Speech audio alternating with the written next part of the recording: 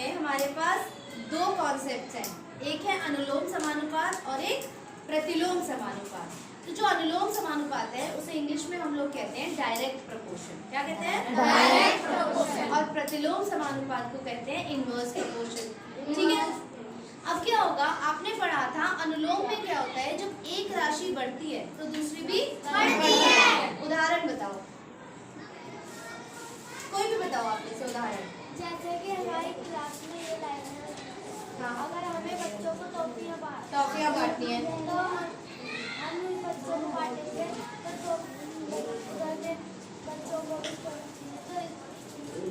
टॉफियों की भी मात्रा बढ़ेगी। ओके, जब बच्चों की संख्या बढ़ा रहे हैं तो टॉफी की मात्रा भी बढ़ रही। वेरी गुड, क्लैप करो इसके लिए। वही इनवर्स प्रोपोर्शन में या प्रतिलोम समानुपात में क्या होगा कि अगर एक राशि बढ़ेगी ना तो दूसरी घटेगी। कोई उदाहरण बताओ, आप बताओ, जोर से बोलो। जैसे कि कोई हमारे पास मजदूर है, हाँ, तो वो एक मजदूर है तो 1 घंटे का काम करेगा। ठीक है, ये तो बढ़ गया, 2.5 पे तो बढ़ गया। क्या गलती है इनके में बताओ। हमारे काम में एक मजदूर में 1 घंटा लगते हैं, 2 मजदूर में आधा ही घंटा लग रहा है। ठीक है भाई, अगर मजदूरों की संख्या बढ़ रही है तो समय की जो माप है या टाइम जो लग रहा है वो घट रही है। समझ आया? अब आप खड़े हो। जब एक मजदूर 1 घंटे में काम कर रहा है तो 2 मजदूर उसी काम को कितनी देर में करेंगे? आधा काम करेंगे, है ना। तो जैसे मजदूर बढ़ रहे हैं तो टाइम कम हो रहा है। इसका मतलब ये कैसा अनुपात हो गया बताओ? इनवर्स हो गया, है ना।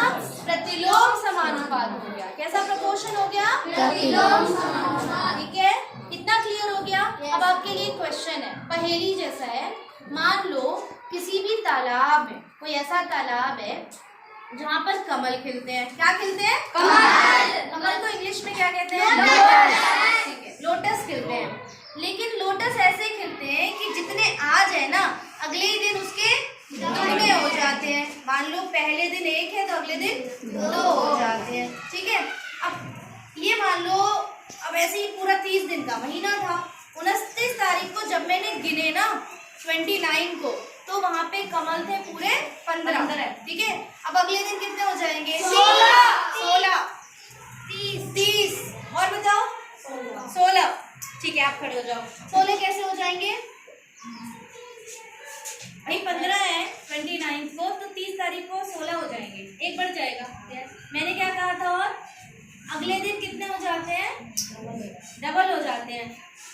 सोचो फिर से, बैठो, आप बताओ कौन बोला था? 30 कौन बोला? आप 30 बोले थे।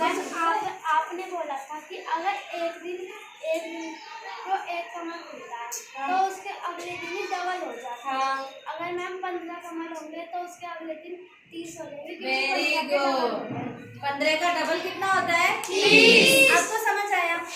अब 29 को 29 तारीख को अगर 15 कमल थे तो 30 को डबल हो जाएंगे। एक ही थोड़ी बढ़ रहा है, डबल हो जाएंगे तो कितने हो गए? 30। 15 के सीधे 30।